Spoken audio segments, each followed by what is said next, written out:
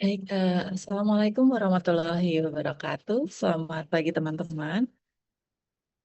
Waalaikumsalam warahmatullahi wabarakatuh. Selamat pagi, Bu. Waalaikumsalam pagi Bu. Ya, Alhamdulillah sudah sehat teman-teman ya. Sehat Ibu alhamdulillah. Alhamdulillah sehat, Ibu. Ini insya Allah kita akan belajar terkait bantuan hidup dasar atau basic life support. Karena ini sudah ada 80 mahasiswa ya, kita mulai saja ya. Nanti teman-teman yang lain bisa menyusul yang belum hadir. Itu ya. Oke, baik. Bismillahirrahmanirrahim.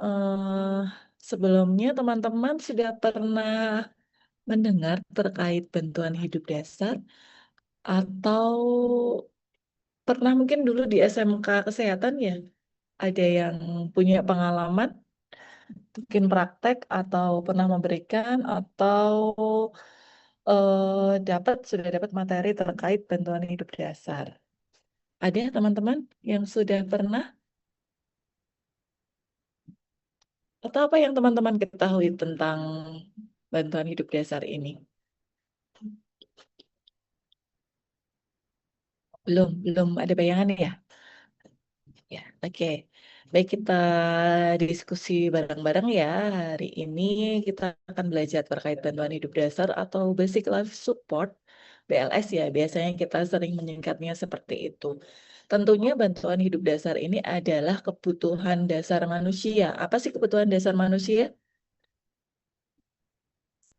Apa kebutuhan dasar manusia yang paling utama? Kita bisa apa? Makan dan minum.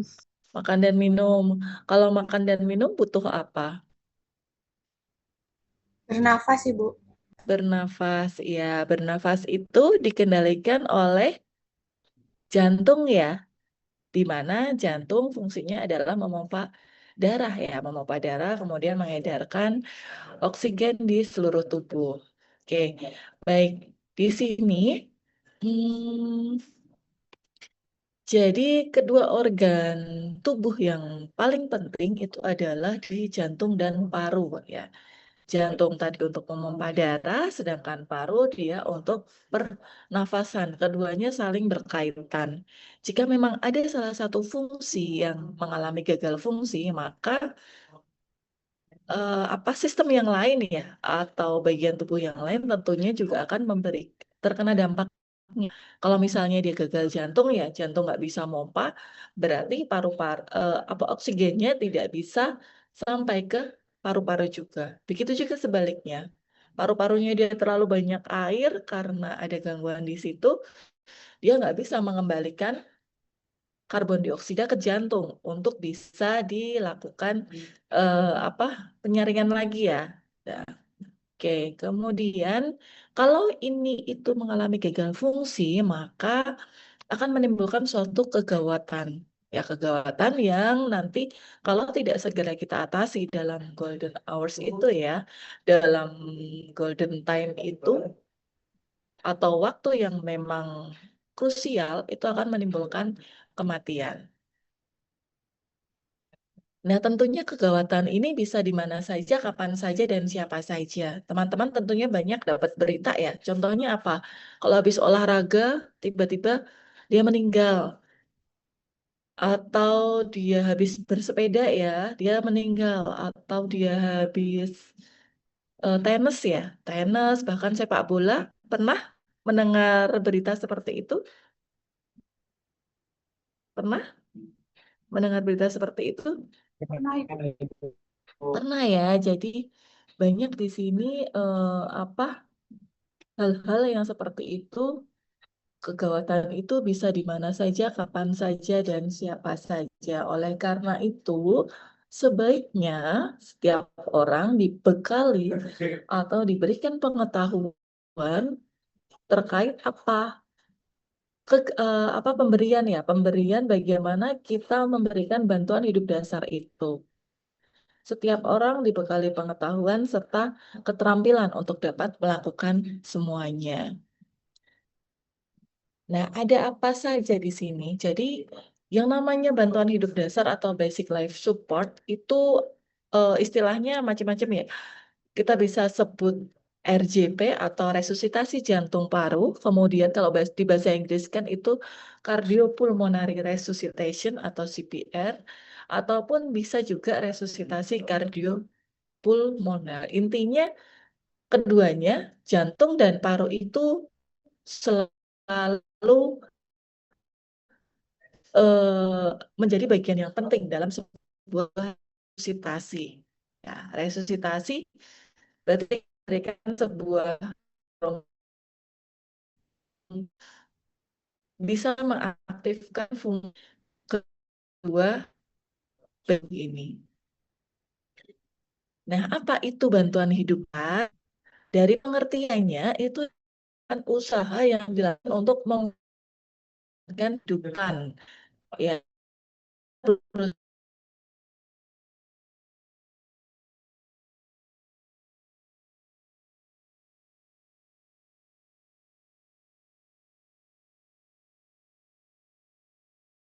Recording in progress.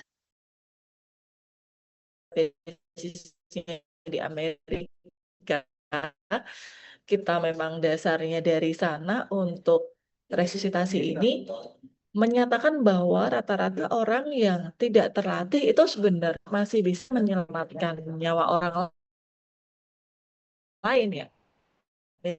Misalnya kita baca-baca media sosial, taunya cuma penekanan dinding dada. Ya udah lakukan itu. Dengan melakukan itu sudah bisa menyelamatkan nyawa orang lain. Itu berdasarkan pedoman terbaru dari si AHA ini. Nah, tentunya dalam melakukan tindakan atau bantuan hidup dasar tadi, itu ada sebuah indikasi ya, atau ada alasannya, alasan kenapa harus dilakukan PLS. Yang pertama, ketika dia henti nafas. Yang kedua adalah ketika dia henti jantung. Henti nafas berarti dia nggak bisa bernafas. Henti jantung berarti tidak ada nadinya. Nadi apa? Nadi karotis yang kita perhatikan di sini adalah nadi karotis yang ada di bagian leher. Mungkin teman-teman masing-masing bisa menabainya.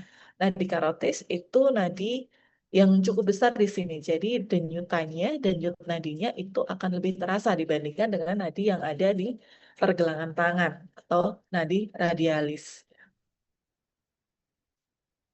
Nah, yang kedua tadi ya ada henti nafas dan henti jantung. Henti nafas ini ketika nafas kita berhenti, tapi jantung kita itu masih melakukan sebuah pompa darah. Jadi masih ada nadinya, tapi nafasnya nggak ada. Jadi kalau kita bisa lihat, nggak ada aliran udara pernafasannya, ya. Kemudian tidak ada pergerakan dinding dada. Kalau kita lihat tidur pun kan ada pergerakan dinding dada, dia naik turunnya. Nah, itu nggak ada. Contohnya di sini pada kasus tenggelam, pada kasus obstruksi atau sumbatan jalan nafas, misal keselak bakso atau apa ya keselak itu bahasa Indonesianya. Ada sumbatan ya, misalnya kita lagi makan bakso, ternyata menyumbat kita batuk, terus tahu-tahu henti nafas, tapi nadinya masih ada. Nah itu caranya bagaimana kita mengeluarkan obstruksi atau sumbatannya itu. Itu. Nah, pada awal berhenti nafas, ini kan masih ada oksigen yang masih dapat masuk ke dalam darah. Yang tadi ya, masih sisanya ya. Nah, saat itu hanya bertahan beberapa menit saja. Dan jantung masih dapat mensirkulasi atau dia memberikan oksigen ke seluruh tubuh. Tetapi, kalau itu terlalu lama, di dalam golden time-nya itu tidak segera dilakukan bantuan nafas, maka nanti pengaruhnya adalah ke henti jantung ya. Jadi bagaimana caranya ketika henti nafas jangan sampai terjadi henti jantung. Makanya dilakukan bantuan pernafasan.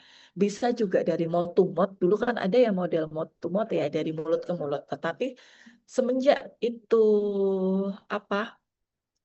Semenjak itu ada COVID, kita juga harus hati-hati karena ada penularan yang mungkin bisa jadi penularan penyakit menular ya di situ. Nah, harus ada alasnya dalam kita memberikan bantuan pernafasannya. Gitu. Kemudian kita bahas henti jantung. Tadi henti nafas, ketika bernafas jantungnya masih bisa melakukan pergerakan ya, masih bisa memompa darah. Tapi kalau henti jantung, secara tidak langsung dia otomatis mengalami henti nafas juga, ya. Karena apa? Kalau jantungnya nggak bergerak, nggak mungkin dong dia bisa bernafas, ya gitu. Jadi seperti itu ya. Kalau henti nafas, belum tentu dia henti jantung. Tapi kalau dia henti jantung, sudah pasti dia adalah henti nafas. Nah, dalam penghentian ini ketika jantung berhenti, maka sirkulasi itu juga akan berhenti. Nggak ada yang mompa, oksigen nggak kemana-mana. Kalau nggak ada yang mompa, nggak ada yang mengaliri, maka otak dan organ vital lainnya itu akan kekurangan oksigen. Ya, contohnya nih kalau misalnya di awal-awal ada yang di jantung, tahu-tahu nafasnya tersengal-sengal. Dia sesak nafas. Kemudian tiba-tiba dia tergeletak, ya, tidak sadarkan diri. Dan diraba tidak ada nadi dan tidak ada pernapasan. Nah, nanti apa yang akan kita lakukan di situ? Ya, oke, di sini di henti jantung atau cardiac arrest ya, itu menyebabkan itu adalah sebuah penyebab tertinggi kasus kematian di dunia ya, di mana jantung itu tiba-tiba berhenti berdetak atau bekerja. Ya, tadi sudah kita katakan ventilasi darah ke otak semuanya terganggu. Nah, penyebabnya bisa macam-macam di sini. Yang pertama bisa serangan jantung. Bisa jadi ada riwayat atau bahkan tanpa riwayat jantung sebelumnya. Kemudian tersedak ya, keselak kayak kalau bahasa Jawa. Tersedak, tadi tiba-tiba ada sumbatan bakso atau cireng yang dia menghentikan jalan nafas kita. Kalau jalan nafas berhenti, oksigen nggak bisa masuk. Oksigen nggak bisa masuk, jantungnya dia nggak bisa bekerja karena nggak ada oksigen yang masuk. Kemudian tenggelam, kemudian tersengat listrik itu juga bisa juga ke overdosis obat. Nah, ada golden time-nya di mana sampai terakhir ada kerusakan otot permanen jika 10 menit dari henti jantung itu tidak dilakukan apa-apa. Kalau sudah kerusakan otot permanen berarti tentunya apa ya, kemungkinan besar pasien itu selamat itu juga akan kecil. 0 sampai 1 menit saja hanya terjadi iritasi jantung. Tapi kalau sudah 6 sampai 10 menit, kerusakan otak sudah sangat mungkin ya, sudah cedera dia di otaknya. Kalau sudah 10 menit ke atas, maka dia akan mengalami kerusakan otak secara permanen.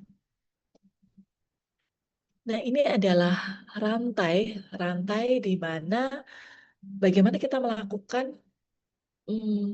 bertahan hidup ya, dalam melakukan bantuan hidup dasar, baik di dalam rumah sakit ataupun di luar rumah sakit. Di dalam rumah sakit atau IHCA ya, IHCA di sini kita singkatnya. Yang pertama itu kita melakukan pengenalan awal dan pencegahan terlebih dahulu karena di situ tentunya kalau di rumah sakit sudah ada alat-alatnya ya. Sudah ada alat-alatnya. Ya, ini nanti tentunya berbeda dengan yang di luar rumah sakit karena kita sudah di dalam rumah sakit sudah ada alat-alatnya. Pencegahan awal dan pengenalan awal dan pencegahan. Oh, ternyata setelah dikaji dia nggak ada nafas, nggak ada nadi, ya. Berarti dia henti jantung dan henti nafas. Kita aktifasi respon darurat. Caranya gimana? Kalau di rumah sakit itu ada satu tim yang namanya tim Code Blue. Code Blue, panggil Code Blue. Code Blue itu dia sudah lengkap membawa peralatan AED dan sudah terlatih untuk melakukan CPR atau kompresi jantung. Setelah aktivasi, dilakukan CPR kualitas tinggi atau kompresi dada, kemudian dilakukan defibrilasi. Defibrilasi itu pakai AED, kejut jantung ya.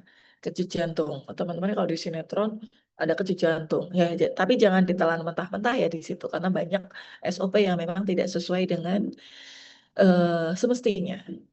Oke, kemudian dilakukan kecil jantung, bisa normal, bisa ada nadi, dan bisa ada nafas. Lakukan perawatan pasca henti jantung. Ketika dilakukan pasca perawatan, kita lakukan rehabilitasi atau pemulihan di sana. Nah, ini untuk di dalam rumah sakit. Tentunya berbeda ketika di luar rumah sakit. Di luar rumah sakit, kita aktifasi respon darurat dulu. Wah, ada pasien yang dia tahu-tahu dia henti nafas dan henti jantung. Kita temukan di jalan. Kita langsung aktifasi respon darurat. Telepon 119, ya. Ada pasien dengan henti nafas di jantung di sini, tolong kirimkan ambulan serta apa AED, ya, ambulan yang disertai AED. Kemudian baru kita lakukan CPR atau kompresi dada. Nah, setelah CPR ada ambulan ya yang datang, ya kita bisa lakukan defibrilasi. Kalau di luar negeri defibrilasi itu banyak di jalan. Tapi kalau di Indonesia dia kan nggak ada defibrilasi yang diberikan di jalan. Adanya nanti malah dicuri ya kalau di Indonesia, karena sikon kita memang tidak bisa memberikan hal yang seperti itu. Kemudian resusitasi lanjutan ketika dia sudah di ambulan, dikirim ke rumah sakit untuk mendapatkan perawatan pasca henti jantung. Kemudian baru ke pemulihan. Hampir sama, tetapi tentunya ada yang berbeda ya ketika dia di dalam rumah sakit dan di luar rumah sakit. Oke, kemudian ini untuk pediatrik itu juga sama.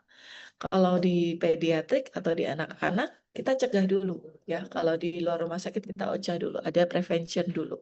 Jadi tidak langsung ke aktivasi respon daruratnya. Oke, kemudian, nah ini ya, pada pasien yang dia henti jantung, berarti kan dia ada permasalahan di kardionya ya. Kompresi dulu ya, kompresi dulu, kemudian cek airway-nya atau sumbatan jalan nafasnya ada atau enggak. Ya, kalau ada sumbatan jalan nafas, kita ambil.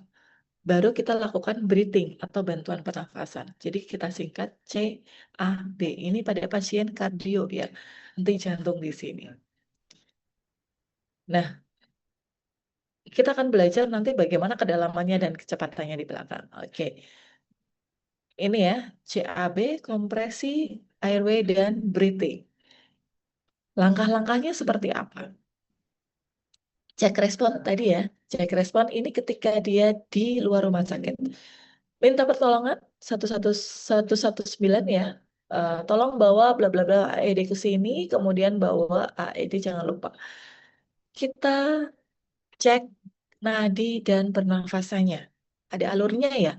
Ketika nafas dan nadinya ada, cukup recovery position atau posisikan dia peluk guling ya. Sama seperti kita kalau peluk guling.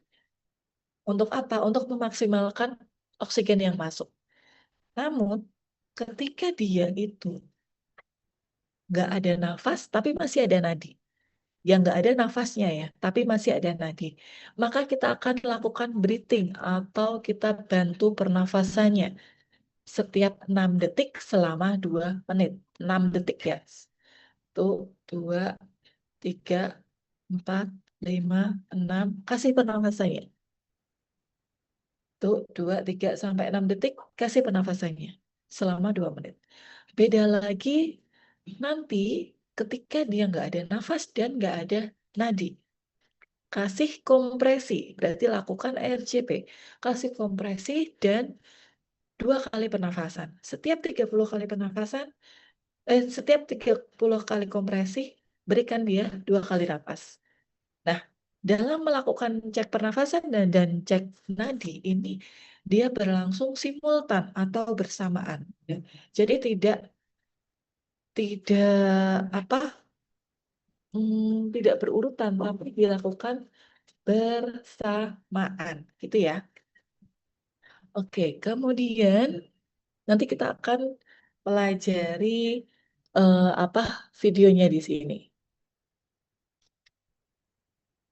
Nah, Di sini bagaimana cara mengenali kondisi korban? Kalau penolongnya tidak responsif, ya, caranya gimana sih kita menolong dia responsif? Kita tetap, Pak, sadar atau enggak? Enggak ada respon, kita cek pernafasan dan nadinya, ya, dari pergerakan dinding dada, kemudian dari nadi karotis. Kalau enggak ada, berarti kita lakukan RCP. Ya, kayak gitu, cek respon. Ini ya, tepuk-tepuk, menggoyangkan bahu, dan bisa juga untuk merangsang nyeri. Merangsang nyeri tidak di dada ya, tapi di ujung ibu jari. Kita pencet. Apakah ada rangsang nyeri, dia buka mata, atau ada pergerakan di bagian motoriknya atau ekstremitasnya. Oke.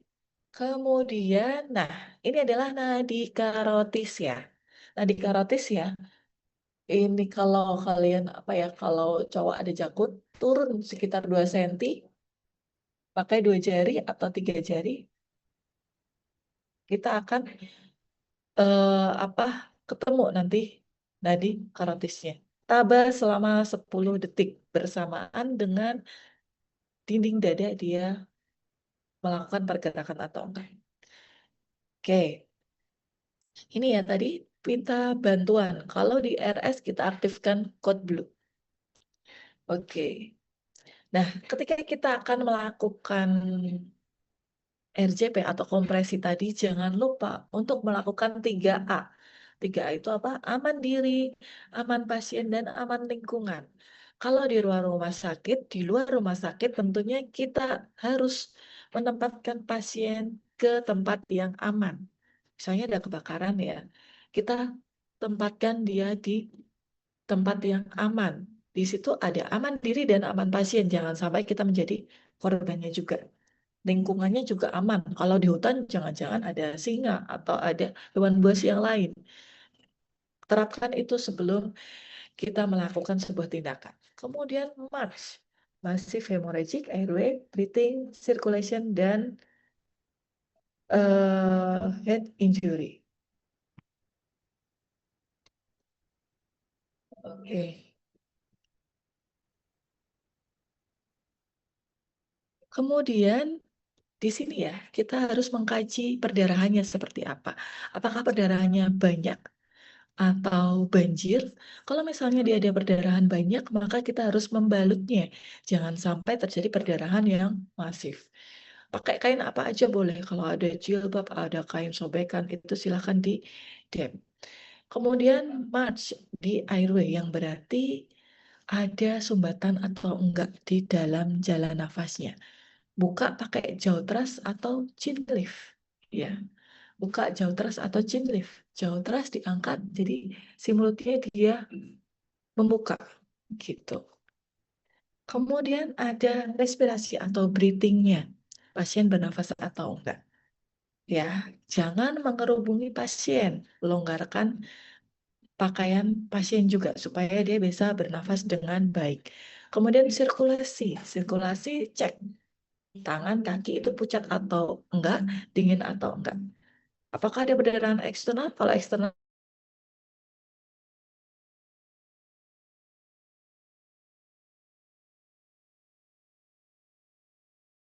baringkan posisi, silakan tinggikan kaki pasien. Ya, pakai bantal atau apa, silakan diganjal.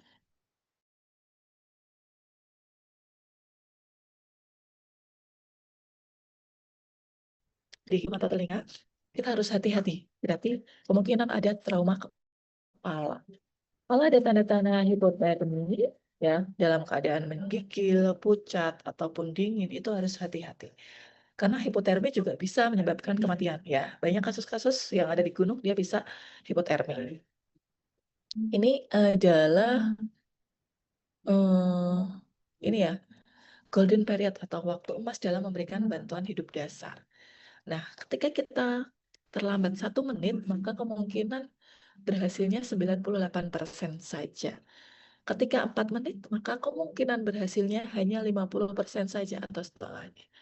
Ketika dia terlambat 10 menit, maka berhasilnya hanya 1% saja. Tadi ya, sudah dikatakan kemungkinan 10 menit akan menimbulkan kerusakan permanen.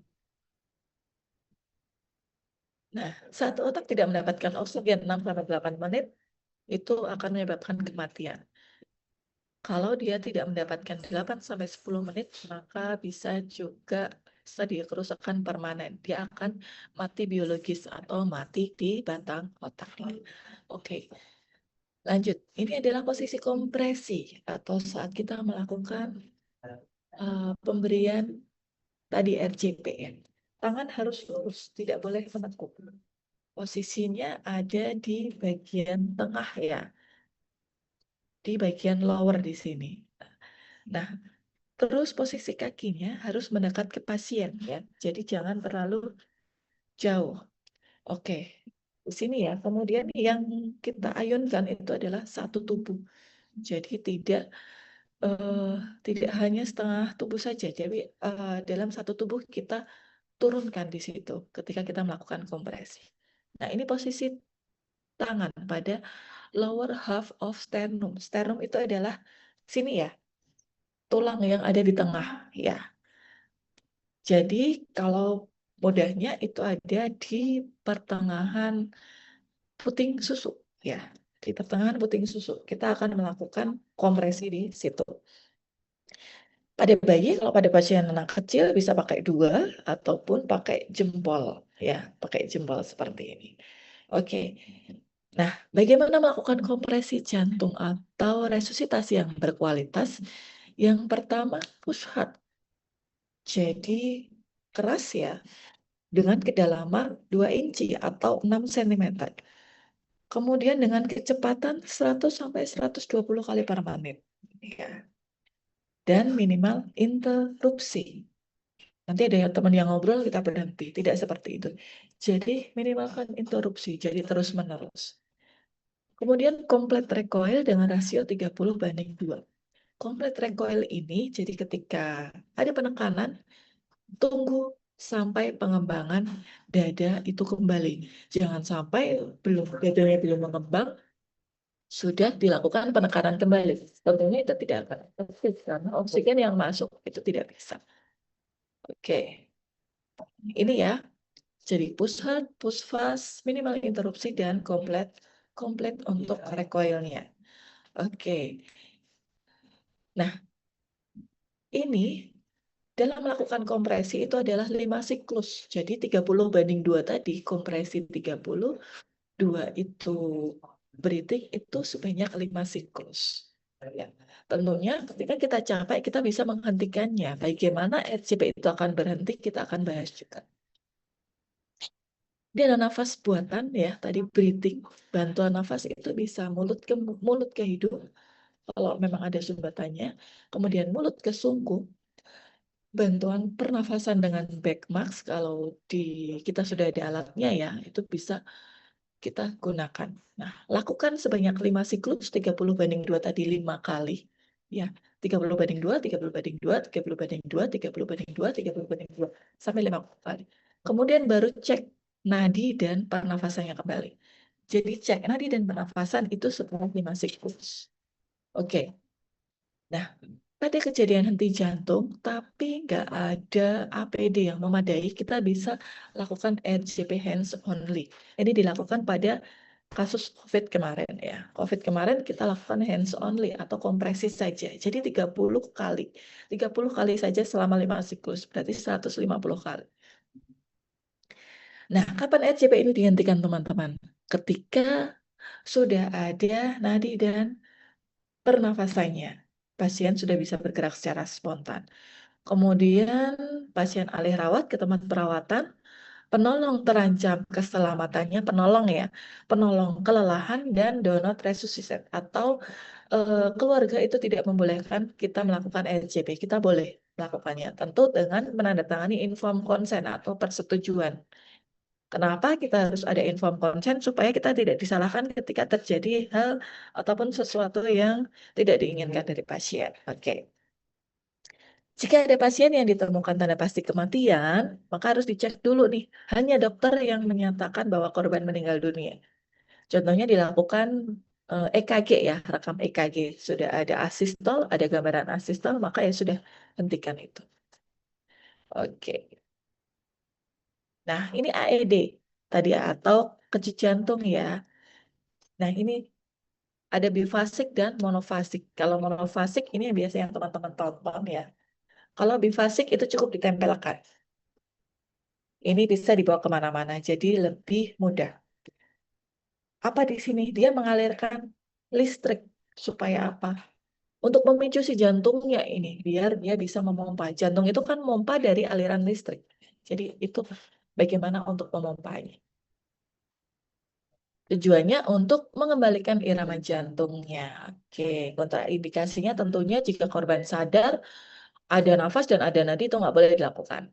Ya, ini ya, nyalakan AED, kemudian tinggal kita instruksikan. Oke. Nah, ada recovery position, di mana kalau sudah ada nadi dan sudah ada nafas, kita lakukan recovery position. Nah, ini ya, contohnya seperti ini. Nah, posisi seperti kita memeluk guling, ya. Gitu ya. Oke. Nah, di sini dari panduan panduan AH itu dulu kan ada A, B, C, tapi kita bisa mengubah urutan CAB itu dilakukan kompresi dada ketika dia memang tidak ada pergerakan di dinding dadanya ya karena memang dia ada masalah di kardionya. Ya, jadi dievaluasi ternyata CAB ini lebih efektif. AH menyatakan demikian. Oke, ini ya untuk rasionya pada bayi, anak-anak, dan dewasa. Tentunya kedalamannya berbeda. Kalau pada anak itu hanya sepertiga diameter dada. Begitu juga untuk pada bayi. Oke, ini algoritmanya. Tadi ya, ini ada obat-obatannya. Kita bisa. Oke, kemudian saya akan putarkan video untuk RCP.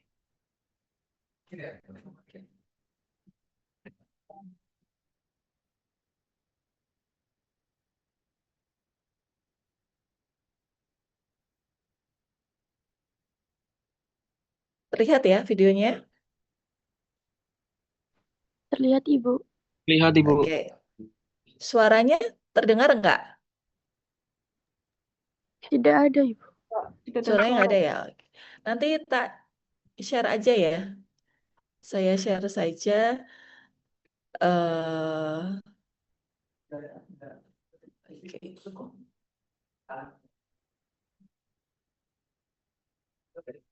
Ini adalah skill resusitasi jantung paru.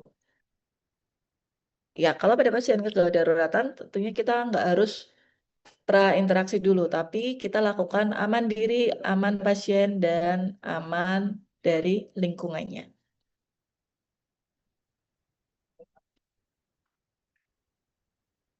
Nah, ini adalah cek respon pasien dengan menepuk pundak. Nggak ada respon, kita lakukan code blue. Kalau di rumah sakit, kalau di ruang rumah sakit kita telepon 119.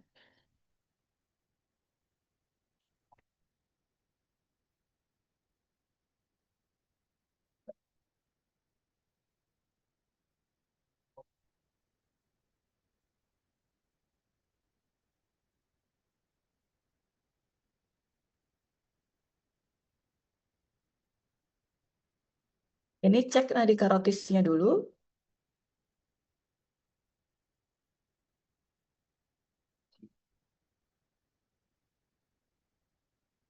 Nah, posisikan kita cek nadi karotis yang paling dekat dengan kita. Ya, dalam mengecek nadi karotis tidak boleh lebih dari 10 detik. Ibu mohon maaf, videonya nggak berjalan. Oh,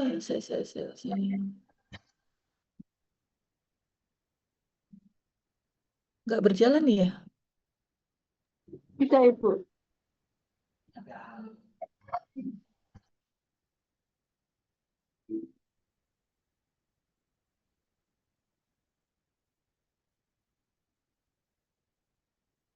Oke, kalau gitu saya share aja ya nanti dari Bu Christine ya, mungkin ya.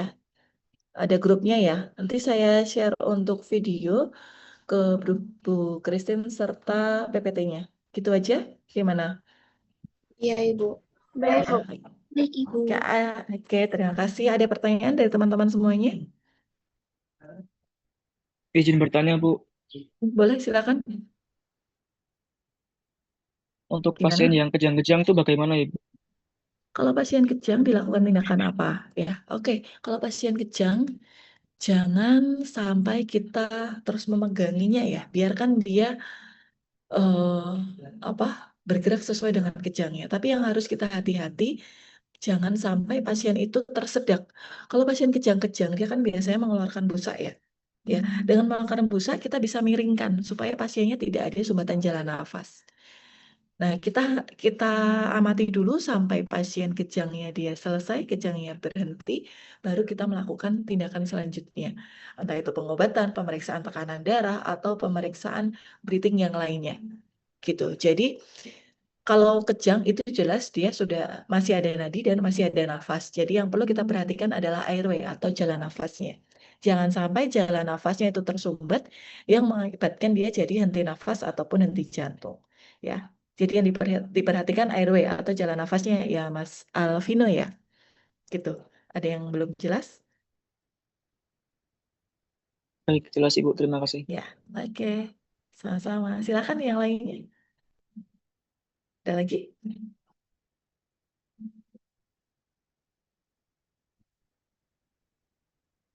Sudah cukup? Yakin? Kalau sudah cukup, mungkin saya cukupkan sekian teman-teman. Selamat berpraktik, jaga diri, jaga kesehatan, dan jaga attitude-nya ya di situ. Hati-hati dengan bermedia sosial karena banyak kasus-kasus yang ada di Jogja sendiri dan itu menjadi viral ketika kita merekam ataupun melakukan hal-hal yang lain dan diupload di media sosial. Jadi mohon untuk bijak dalam bermedia sosial ya teman-teman. Saya titip alma mater Unjaya dan teman-teman juga harus menjaga nama baik teman-teman sendiri. Hati-hati ketika nanti melakukan tindakan, jangan sampai ada human error ya. Ketika teman-teman melakukan pemberian obat, terutama pemberian obat tindakan, silakan selalu cek berulang-ulang nama pasien, alamat pasien, karena bisa jadi ada nama pasien yang double, rute pemberian dalam artian dia diberikannya dari IV ataupun dari infus ataupun dari manapun, tolong dicek kembali ya. Ya, oke. Terima kasih teman-teman. Sukses untuk semuanya. Selamat belajar dan saya tutup. Ada kurang lebihnya mohon maaf. Wassalamualaikum warahmatullahi wabarakatuh. Selamat pagi. Waalaikumsalam. Waalaikumsalam warahmatullahi Waalaikumsalam. wabarakatuh. Terima kasih, Ibu. Terima kasih, Ibu. Sama-sama.